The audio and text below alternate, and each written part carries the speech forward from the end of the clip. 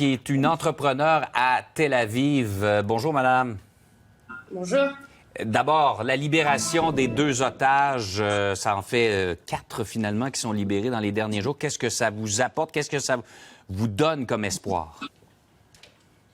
Le fait qu'il y ait des otages de 85 ans qui aient été libérés, ça nous donne évidemment une petite lueur d'espoir, mais il ne faut pas oublier qu'on en a encore 218, dont des femmes, des bébés, des enfants de moins de 1 an sans leur maman. Je suis extrêmement ravie de voir ces 2 femmes, les 4 autres femmes, 4 femmes arrivées aujourd'hui, passées par le Hamas et arrivées ici en Israël vivantes. Je veux voir les 218 qui restent également. Oui. Je sais que vous voulez recueillir des témoignages par rapport aux événements du 7 octobre. Ce que ces femmes-là vont avoir à dire est extrêmement important.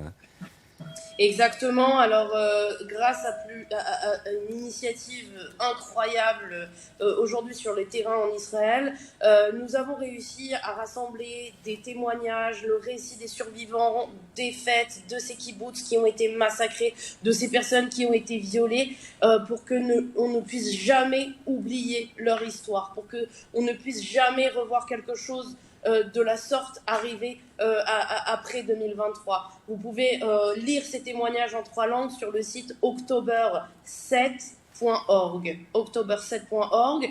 Pour nous, c'est très important d'écrire, de transmettre ce devoir de mémoire, parce que si ce ne sont pas nous qui le feront, alors personne ne s'en chargera. On est obligé de recueillir ces témoignages qui sont terrifiants. J'en ai la chair de poule quand je vous parle. On est obligé d'écrire, parce que sinon, malheureusement, ça ne pourra que recommencer. Oui, effectivement. Il faut laisser une trace de ces événements profondément marquants. Je reviens, Mme Dreyfus, aux images qu'on vient de présenter. Peut-être que ça peut être signe d'espoir. Je ne sais pas si vous avez vu. On voit les 2 dames accompagnées de membres du Hamas, visiblement, parce qu'ils sont complètement masqués, et qui semblent avoir envers eux, et je ne veux excuser aucunement ce qu'ils ont fait avant, c'est abject.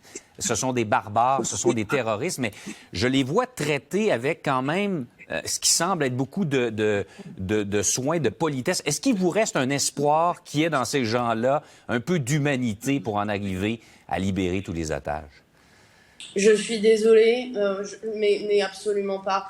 Ces personnes sont des terroristes. Ces personnes du Hamas, le Hamas est une organisation terroriste qui est associée à Daesh et à ISIS. Ce sont des personnes qui ont massacré 1400 civils, plus de 30 bébés, décapités, des femmes enceintes qui ont été éventrées, des fœtus qui ont été décapités. Je ne suis désolée, mais je n'ai aucune compassion et je ne vois pas ces personnes comme des êtres humains. Ce sont des terroristes. Alors, des fois, vous avez un éclair de lucidité. Je pense que c'est pas un éclair de lucidité, mais c'est plus tout simplement une manœuvre politique. Et je refuse de jouer le jeu avec eux. Je refuse également de négocier avec ces gens-là.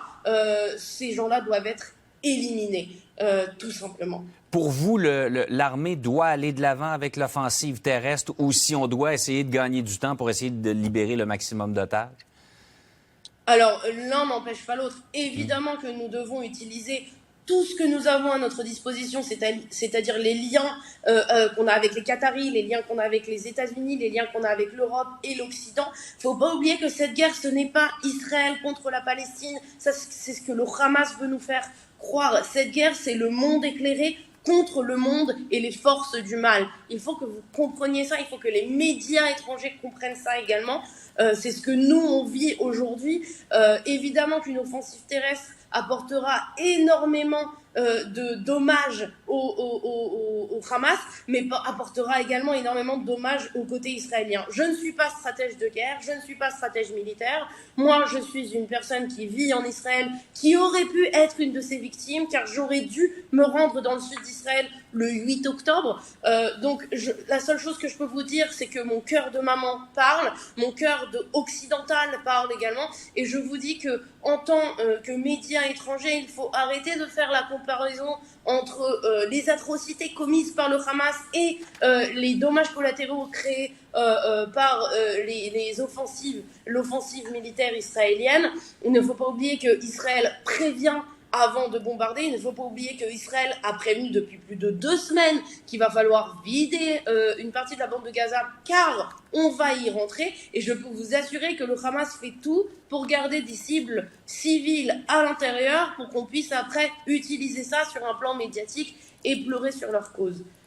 Donc, moi, ce que je veux vous dire, c'est qu'il faut qu'on comprenne qu'on a tous un rôle à jouer, même en Occident, car nous sommes aujourd'hui les ambassadeurs du monde éclairé. Et quand on vous parle de cessez-le-feu que certains pays demandent, vous adhérez pas à ça?